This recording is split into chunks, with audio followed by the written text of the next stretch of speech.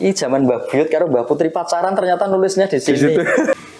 Beberapa wilayah yang masih perawan Mau dihapus apa dibiarkan? Mbok Geopark itu dirasake wong sing macul ning Seboro, wong sing ngopek kambil ning Giyanti. Ya betul, itu realistis sekali. Itu kan sederhana pesannya, tapi juga mumeti kan. Kita termasuk yang cukup kuat supporting dari pemerintah. Anak cucunya bisa nangis tuh ketika wisata ke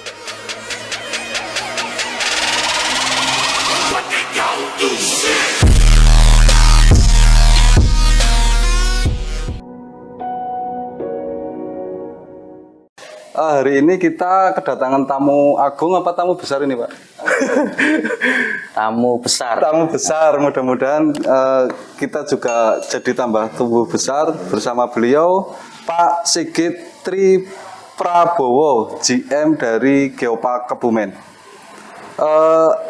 Pak Sigit, langsung saja ya, untuk persiapan Geopark menuju UNESCO Global Geopark ini gimana, Pak? Persiapannya sampai hari ini. Besok kan tanggal 20 sampai 25 ada apa? Bisa diceritakan? Ya. Terima kasih Mas Arif dan terima kasih untuk kedatangannya. Anda yang datang ke tempat saya, oh iya, saya datang ke situ. Jadi proses asesmen itu dimulai sebenarnya sudah setahun yang lalu. Jadi Geopark Kebumen ini kan dalam rangka maju untuk menjadi bagian dari jejaring geopark global atau sering disebut dengan UNESCO Global Geopark. Nah, kita sejak tahun lalu sudah mengajukan permohonan untuk menjadi bagian dari situ. Dan prosesnya panjang, dimulai dari pengiriman dossier atau proposal yang sudah kami kirimkan di bulan November tahun lalu, sudah dinyatakan lengkap dan kemudian juga sudah dilakukan penilaian awal oleh Asosiasi Geologis Dunia dan dinyatakan lolos, maka kita sampai ke tahap akhir yaitu penilaian lapangan. Evaluasi lapangan yang akan diadakan insya Allah tanggal 20 sampai 25 Juli 2024 besok. Kalau yang kemarin itu yang datang dari mana, Pak? Yang baru kemarin itu? Ya, masih dalam rangka proses asesmen itu, kita juga mengadakan pre-assessment. Jadi semacam uji coba atau evaluasi awal, itu kita kedatangan tim dari Kemenkomarves, Bappenas, Kemenparekraf, kemudian Komite Nasional Geopark Indonesia, yang melihat kesiapan kami, menilai dan memberikan rekomendasi hal-hal apa yang mesti disiapkan supaya kita bisa sukses di evaluasi nanti. Terkait evaluasi kemarin kan beberapa poinnya itu terkait dengan dukungan dari masyarakat ya yang menjadi satu evaluasi bersama. Nah, dari pihak JM sendiri upaya apa yang telah dilakukan untuk mendorong masyarakat agar terlibat dan turut serta membawa Geopark ini menjadi mendunia gitu, Pak? Ya. Kita menggunakan beberapa cara metode untuk pertama untuk sosialisasi ya, untuk penyadaran, dan di sini tidak mungkin hanya badan pengelola sendiri. Kita menggandeng banyak pihak dari perguruan tinggi, sekolah, kemudian juga dari OPD. Alhamdulillah supportnya cukup bagus, termasuk juga media hari ini yang kita lakukan. Ini bagian dari sosialisasi dan penyadaran. Beberapa yang kita lakukan adalah bersama teman-teman Youth Forum, Geopark Youth Forum, itu adalah komunitas anak muda yang aktif di Geopark. Kita mengadakan program Geopark Goes to School, sosialisasi ke sekolah-sekolah. Kemudian sebentar lagi kita akan meluncurkan sekolah bumi. Sekolah bumi. Nah, itu adalah semacam pendidikan atau kursus singkat mengenai geopark dengan segala aspeknya untuk masyarakat Kebumen dari segala kalangan dan usia. Nah, lepas dari itu, karena terkait dengan asesmen, geoset juga kita dampingi secara khusus masing-masing pengelolanya. Kita bagi dalam 3 tim dari badan pengelola untuk bergerak ke masing-masing geoset. Tadi sore ini baru saja pulang teman-teman dari beberapa geoset di selatan dan utara. Itu pendekatannya site per site. Jadi kami tidak melakukan pendekatan kelas diundang bareng, tapi justru dari tim yang turun ke geoset kemudian memberikan pendampingan. Jemput bola ya? Jemput bola. Harapannya itu jadi lebih efektif nanti. Sekarang ada berapa geoset sih Pak yang digarap oleh Geopark? Ada 55 geoset. Ya, hanya saja yang nanti kita ajukan untuk dinilai itu ada 23 site. Ya, dengan pertimbangan mana yang kira-kira mewakili nilai warisan geologi, yang mewakili soal keragaman hayati dan budaya. Kita sudah tentukan 23, dan ketika kita ajukan ke KNGI ternyata disetujui. Itu yang akan kita ajukan. Sebelum kita bicara lebih jauh ke aspek edukasi dan lain-lain, ini ngomong-ngomong terkait regulasi sendiri, dukungannya sampai hari ini sampai mana Pak untuk Geopark ini? Geopark Kebumen cukup beruntung karena kalau kita lihat secara umum, kita termasuk yang cukup kuat supporting dari pemerintah. Kalau Badan Pengelola sendiri dibentuk dengan SK Bupati ya. Kemudian ada juga Perbub mengenai pengembangan Taman Bumi Kebumen. Lalu yang mungkin juga menarik dan memberi nilai buat UNESCO sebenarnya ketika penyusunan RPJMP, kemudian RPJP, kemudian dalam usulan bank, Geopark itu secara aktif dilibatkan dan memang dipastikan bahwa Geopark itu punya payung dalam perencanaan pembangunan jangka panjang. Udah masuk itu ya rencana itu ya. Jadi itu menjadi salah satu nilai plus untuk memastikan bahwa Geopark itu bukan program sesaat. Gitu. Terus ini ngomong-ngomong terkait persiapan sampai tanggal 25 ya terakhir ya kita asesmen. 25 terakhir. Itu kira-kira kalau dilihat dari persiapan terus sampai nanti 25 bisa maksimal enggak Pak dengan kekuatan kita yang ada di sini? Insya Allah kita optimis dengan ya. Kita sudah membuat timeline-nya dan juga dukungan. Ini tidak hanya dukungan OPD, dukungan teman-teman pihak lain, juga dari terutama teman-teman lokal, teman-teman desa, teman-teman pengelola geoset itu sangat antusias sehingga timeline kita optimis bisa terlampaui. Dengan bidang kita sudah bagi-bagi berbasis waktu juga berbasis bidang. Jadi ada yang terkait dengan infrastruktur misalkan itu PUPR awal bulan ini sudah mulai bekerja, sudah mulai berjalan. Kemudian desa-desa beberapa awalnya kita akan mulai Juni ini. Ternyata kami dapat laporan bahwa di akhir Mei kemarin beberapa desa sudah mulai melakukan pembenahan geoset. Jadi kami optimis dengan target-target per waktu. Sebenarnya gini Pak, di masyarakat sendiri Geopark ini menjadi isu yang sangat kontroversial ya, karena satu sisi ini menjadi hal yang baru di masyarakat, terus di samping itu juga konsep dan bahasa yang ada dalam Geopark ini kurang dikenal oleh masyarakat khususnya yang ada di pedesaan. Nah, ketika kita bicara keterlibatan masyarakat, sebenarnya keterlibatan masyarakat itu di sisi-sisi apa Pak? Mungkin bisa cari. Itu PR sepanjang masa kayaknya untuk membicarakan atau untuk membahasakan Geopark ke kehidupan sehari-hari. Bagaimana Geopark relevan nggak sih sama hidup saya? Satu ungkapan Pak Bupati dulu ketika awal kami ngurusi Geopark, Pak Bupati ngendika, "Mbok Geopark itu dirasake wong sing macul ning Seboro, wong sing ngopek kambil ning Giyanti." Ya betul, itu realistis sekali. Itu kan sederhana pesannya, tapi juga mumeti kan. Karena inti yang paling berat memang di situ. Dan itulah yang kami coba membuat cara-cara berbicara yang lebih dan moda yang lebih membumi. Beberapa teman dalang wayang kulit misalkan sudah bisa kita gandeng untuk di dalam pewayangan mereka memunculkan pesan-pesan Geopark dengan cara yang sederhana, tidak usah terlalu lengkap. Tadi ada beberapa hal esensi yang disampaikan. Contohnya apa Pak kira-kira? Contohnya kemarin saya lihat, saya lupa tokohnya, tapi dalam pagelaran wayang menak itu ada Persi gitu ya, menyampaikan mejang kepada muridnya itu cerita. Sing dikarepe Geopark ki ana 3 babakan. bab geologi utawa bumi utawa watune, ning uga bab biologi sato kewan tanduran lan sak penunggale, uga bab kabudayan. Dijenengi geopark yen telu-telune kuwi diopeni diwiri-wiri. Itu artinya merawat bahwa nggak cuma soal geologi itu, batu juga penting dirawat, tapi juga keragaman hayati dan kebudayaanmu sehari-hari juga dirawat. Itu teman-teman dalang itu. Kemudian teman-teman di bidang promosi dan wisata di BP Geopark mencoba membuat brosur-brosur yang secara ingin mengatakan bahwa geopark itu banyak hal dalam keseharian kita.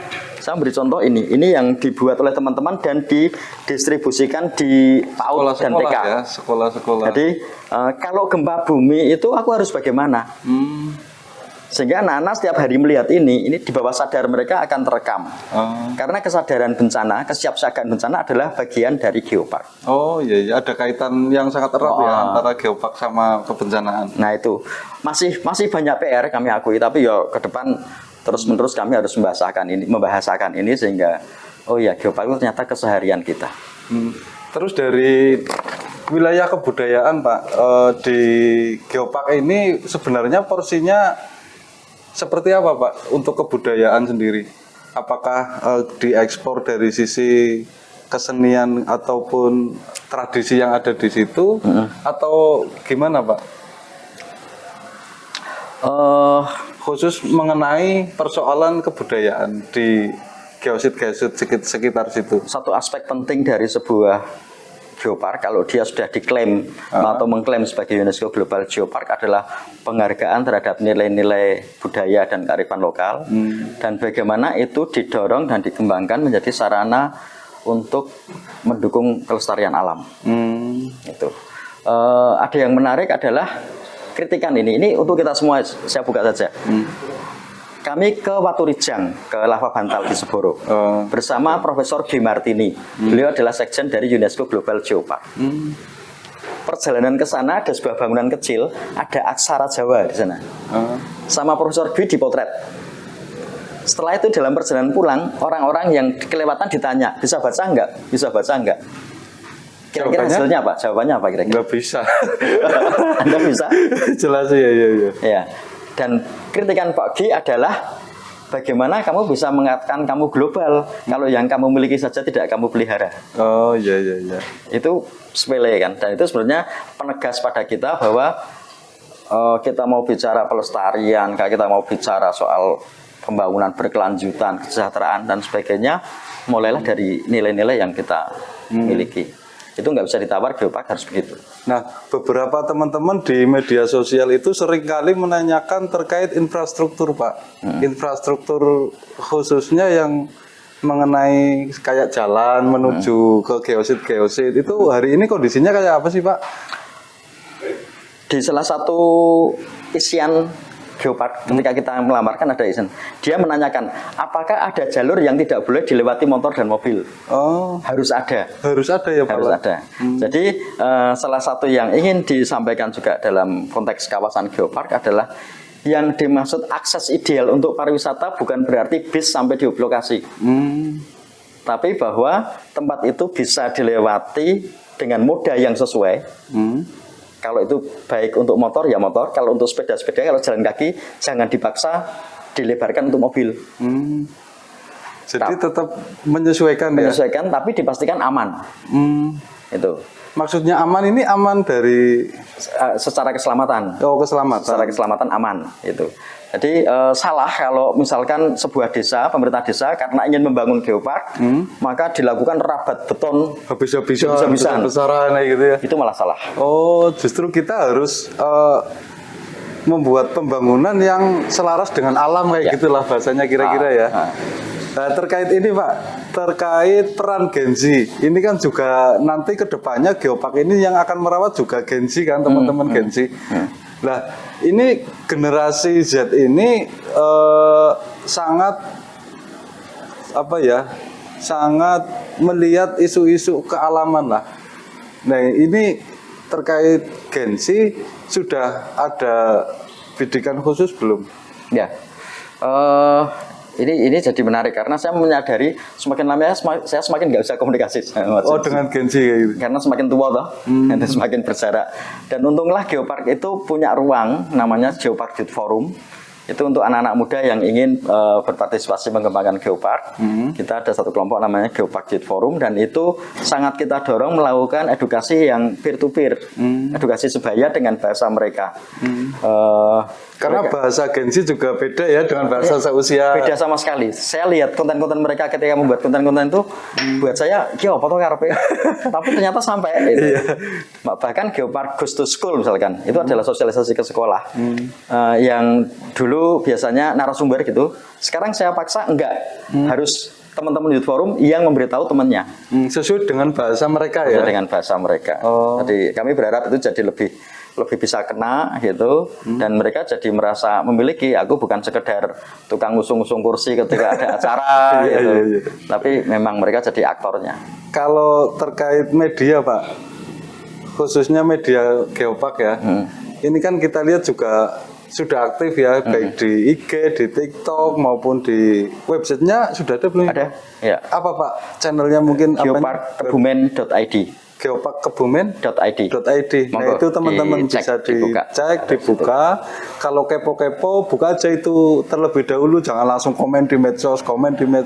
Kita juga perlu belajar ya Pak. Ya.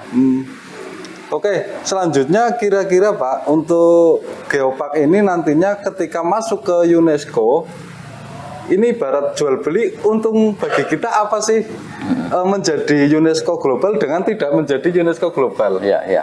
Itu ini, mungkin bisa di-share lah ke teman-teman biar sering jadi pertanyaan kritis tuh.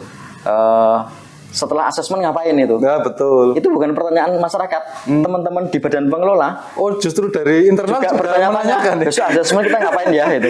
Karena saat ini kan hiruk pikuk ya. Kita hiruk pikuk penyiapan asesmen. Lalu mulai muncul pertanyaan, oh pada asesmen apa ya? Tapi kita kemudian refleksikan tujuan Geopark. Tujuan Geopark kan kesejahteraan masyarakat yang berkelanjutan. Artinya kita punya tagline yang bagus sekali, memuliakan bumi, menyejahterakan masyarakat. Buminya dimuliakan, tapi masyarakatnya sejahtera. Itu tujuan utama Geopark. Jadi itu tagline-nya Geopark itu ya? Ya, secara global itu. Secara global. Memuliakan bumi, menyejahterakan masyarakat. Nah, ini tujuan dijauhkan. Nah, untuk memastikan bahwa tujuan kita itu kesana bener, UNESCO itu ada di tengah-tengah. Pengakuan dari UNESCO itu untuk meyakinkan bahwa kita on the right track, kita di jalan yang benar untuk ke sana. Tapi bukan tujuan. Juga sebagai legal itu ya? Ya, sebagai salah satu legal penguat kita, afirmasi bahwa kita itu satu. Yang kedua adalah jejaring. Jejaring menjadi Geopark global itu kita menjadi salah satu prioritas nasional. Itu akan ada banyak hal yang kemudian terfokuskan di Kebumen. Ya, sebagai informasi misalkan ruangan ini bulan depan sudah akan kita rombak total, akan menjadi pusat informasi geologi atau museum geologinya Geopark Kebumen. Ini tempat ini? Itu bantuan dari Kementerian SDM. Dan kita nggak dapat itu kalau kita bukan Geopark. Iya. Dan ini akan menjadi satu-satunya museum geologi di Jawa Tengah. Belum ada ya, Jawa Tengah belum ada. Baru akan ada di Kebumen ini ya? Baru ada. Ada satu di Pacitan jauh sana itu masuk Jawa Timur. Ya. Nah, itu menjadi satu daya ungkit. Ekowisata itu akan banyak datang ke sini karena apa? Kita Geopark yang paling mudah diakses se Indonesia. Silope, Meratus dan sebagainya. Sorry teman-teman, tapi iya memang susah. Ini realita. Kenyataannya memang seperti itu ya. Raja Ampat jual kebun untuk bisa ke sana. Aksesnya ya. Ijen yang terkenal itu kereta hanya 2 kali sehari. Kita 30 kali. Nah, secara akses kita hebat. Kita punya tradisi edukasi dan penelitian yang sudah berumur puluhan tahun. Ada di BRIN. Kawasan sambung ya. Satu-satunya Geopark yang punya kawasan geodiversitas cuma kita loh se-Indonesia. Se-Indonesia. Cuma kita yang punya. Kita punya hal-hal seperti itu dan kita punya cagar alam geologi yang vulkanik, tapi juga punya kars di selatan. Di itu ya, Gombong. Tidak semua Geopark punya menu lengkap kayak gini. Nah, dalam posisi inilah kita punya modal dasar untuk mengembangkan jadi sebuah destinasi utama untuk ekowisata. pertanyaannya adalah kesiapan masyarakat lokal, biro wisata lokal, penyedia jasa-jasa wisata lokal. Nah, ini PR kita bersama. Oh, berarti nanti akan secara langsung nyambung dengan para pelaku wisata ya di. Yang paling akan mendapatkan benefit besar adalah para pelaku industri wisata di Kebumen. Terus ini Pak, terkait sumbangsih dari masyarakat untuk mendukung geopark, khususnya yang ada di lingkar geosit itu, dari sisi wisata apa Pak kira-kira? Apa mereka mengeksplor budayanya, apa mereka mengeksplor apanya kayak gitu Pak? Ya, jadi satu yang harus dipahami adalah tidak semua geoset itu otomatis bisa jadi wisata. Oh, belum tentu ya? Ada geoset yang memang dia menjadi objek penelitian. Oh, khusus untuk edukasi ya? Iya, bukan edukasi. Untuk pariwisata. Untuk wisata. Ya? Oh. Ada misalkan geoset serpentinit di Bucangan, itu ada singkapan di pinggir jalan, itu susah kalau buat untuk wisata. Kalau pemetaan di Geopark Kebumen sendiri Pak, ada berapa yang ikut pariwisata ataupun yang ikut edukasi? Nggak boleh untuk wisata itu daerah mana Pak? Bukan nggak boleh, tapi kebetulan saya ini personal, saya punya background sebagai praktisi pariwisata ya. Iya. Jadi saya punya insting nih, mana sing gemagang secara wisata, mana yang tidak, gitu. Jadi memang tidak semua bisa dikatakan potensial secara wisata. Ya, secara tempat. Tapi secara umum sebenarnya itu masing-masing bisa dikembangkan sebagai sebuah rangkaian. Jadi kita harapan ke depan adalah sekolah-sekolah di Jawa Tengah, Jawa Barat, Banten, ketika mereka belajar study tour gampangnya. Sekarang kalau study tour ke Jogja itu macetnya, stres gitu. Study tour ke Kebumen tanpa macet dan dia bisa dapat aspek edukasinya ke geoset, tapi dia juga punya dapat aspek senang-senangnya, fun-nya itu. Kayak eduwisata ya. Kayak eduwisata. Nah, kita harapannya adalah ketika ke geoset itu mereka sudah bisa ngontak pengelola lokal. Saya bawa rombongan ini tolong dipandu. Dan itu semestinya adalah teman-teman lokal yang melakukan, benefit mereka yang dapat.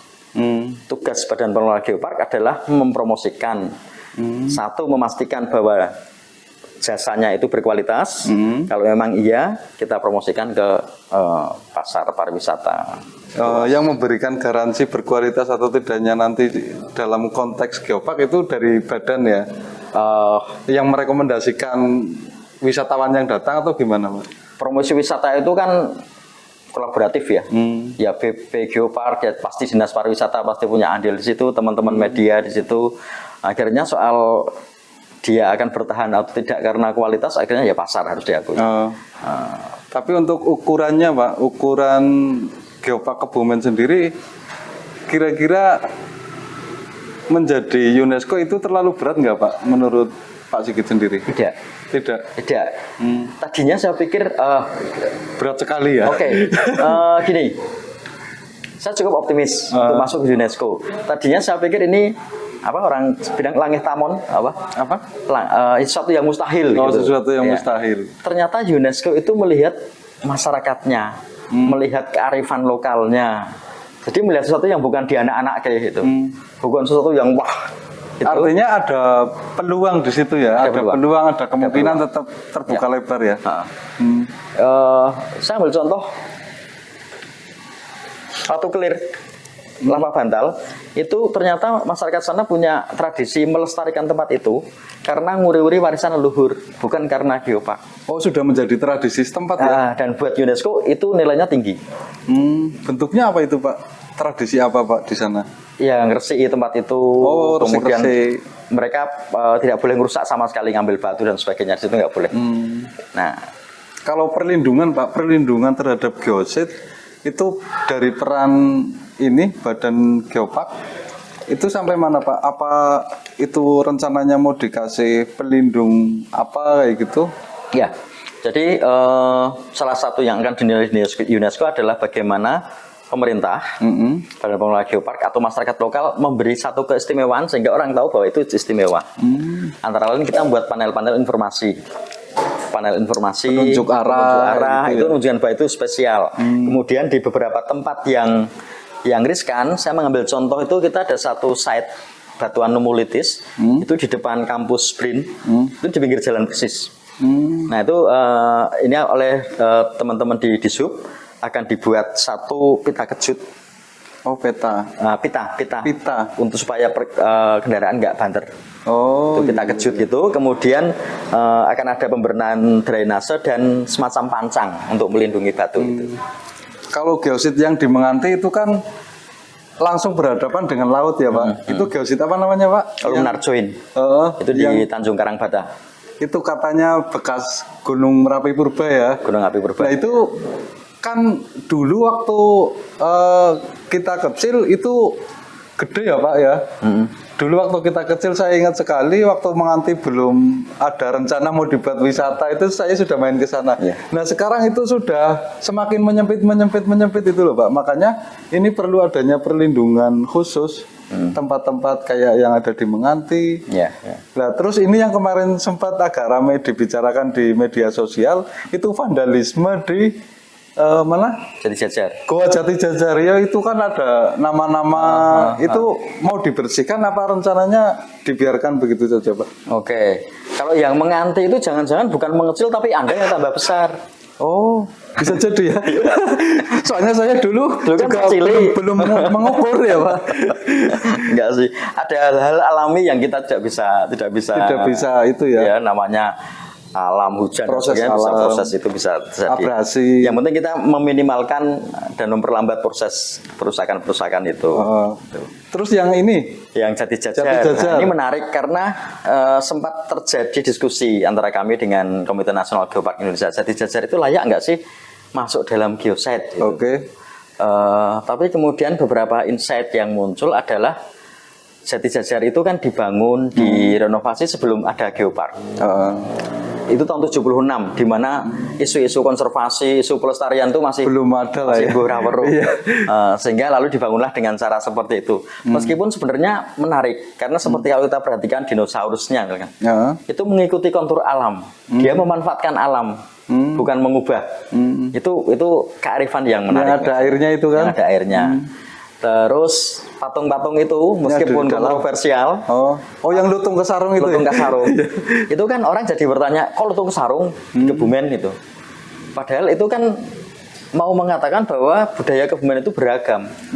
Kebumen Barat itu sangat dipengaruhi oleh budaya Banyumas, budaya Sunda. Banyumasan. Itu bisa diterima menurut saya sebenarnya. Kemudian soal vandalisme itu kebetulan saya terlibat di penelitian tentang tulisan itu. Jadi tulisan itu sudah dihentikan di tahun 1976. Berbarengan dengan renovasi sudah dilarang. Tulisan tertua itu sekitar 1840-an atau 50-an. Iya, ada di sana. Bayangkan. Bahkan ada tulisan masih, kalau Anda kapan-kapan saya ajak ke sana, ada tulisan ongkos menulis satu nama 2,5 sen. Masih sen ya? Masih ada tulisan situ. Nah akhirnya ya ini agak ironi, mau dibilang vandalisme tapi sekarang ternyata itu menjadi sebuah monumen ya. Istilah teman saya di Belanda adalah living archive. Jadi apa itu Pak? Arsip hidup. Saksi bisu.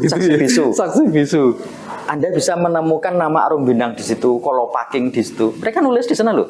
Dan itu orang tersebut yang nulis. Kunjungan mereka ke sana. Jadi kita bisa, si ini datang ke sini tahun ini gitu.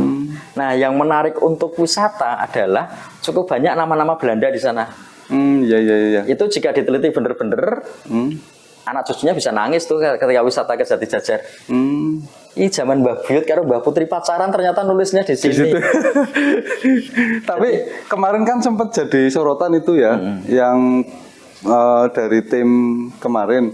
Nah itu rencana dari Bapak dan teman-teman di Badan Geopark sendiri mau dihapus apa dibiarkan? Kalau tulisan dibiarkan. Dibiarkan. Tulisan aman itu. Kalau untuk patung juga dibiarkan. Dibiarkan ya. Semua dibiarkan dengan reasoning bahwa itu semua adalah konsep sebelum geopark. Maka tugas geopark adalah memastikan bahwa yang ada itu terpelihara. Yang ada terpelihara. Satu. Yang kedua, beberapa wilayah yang masih perawan di Jati Jajar karena ada beberapa gua yang tidak untuk publik. Itu Gua Barat. Enggak, di dalam Jati Jajar sendiri. Di dalamnya Ada bagian-bagian yang memang tidak untuk publik. Itu yang kami pastikan bahwa itu tetap aman dan terjaga. Kalau Gua Barat masuk ya Pak? Masuk Gua Barat masuk di geoset kita. Oke, mungkin ini sudah kurang lebih berapa menit ini teman-teman kru? Setengah jam lebih. Ya. Kira-kira ini untuk closing statement apa yang perlu masyarakat ketahui tentang geopark dan pesan-pesan dari Pak Sigit dan teman-teman Badan Geopark kepada masyarakat khususnya terkait dengan misi bersama kita membawa Geopark Kebumen menjadi geopark yang mendunia melalui UNESCO Global Geopark ini, Pak. Ya. Bisa disampaikan, Bu? Baik, untuk teman-teman semua di Kebumen, jadi geopark itu adalah keseharian kita, sehari-hari kita. Jika ditanya bagaimana caranya untuk bersumbangsih pada geopark, pertama, ikut mempromosikan geopark kepada siapapun. Ada banyak konten-konten tentang geopark, ada di website kami geoparkkebumen.id, ada di medsos juga, di YouTube juga, dan di media-media lain. Itu bisa diambil kemudian di-sharekan ke teman-teman lain untuk semakin tahu bahwa Kebumen punya geopark. Itu yang secara eksternal. Secara internal sebenarnya menjadi penghuni geopark yang terbaik adalah hidup yang selaras dengan alam. Mengkonsumsi air dengan bijak, mengkonsumsi energi dengan bijak, mengolah sampah dengan baik, ikut serta dalam konservasi usaha-usaha pelestarian alam. Itu inti dari geopark. Jadi nggak mulu-mulu kok, itu sehari-hari kok. Sederhana ya. Cuman ini karena konsep baru labelnya itu baru. Sebenarnya kita di Kebumen sudah pada ini ya Pak, menyesuaikan ya secara kehidupan sehari-hari ya. Jadi bukan terus kita memasuki dunia baru, tapi kita merasakan dunia baru ya Pak. Ya, ini sebenarnya bukan a new things, tapi seeing things in a new way itu. Bukan hal baru, tapi melihat hal dengan cara baru. Dengan cara baru. Oke, itu teman-teman yang perlu digarisbawahi. Kita melihat Geopark Kebumen, melihat geosit-geosit yang ada di Karangsambung, ada di Sadang, ada di Ayah, ada di Buayan, itu dengan cara pandang baru. Ya. Seperti yang dikatakan Pak Sigit tadi, kita harus hidup selaras dengan alam, memanfaatkan air dengan bijak, pasir dengan bijak, batu dengan bijak. Intinya kita tidak merusak alam. Seperti itu ya Pak, kira-kira ya.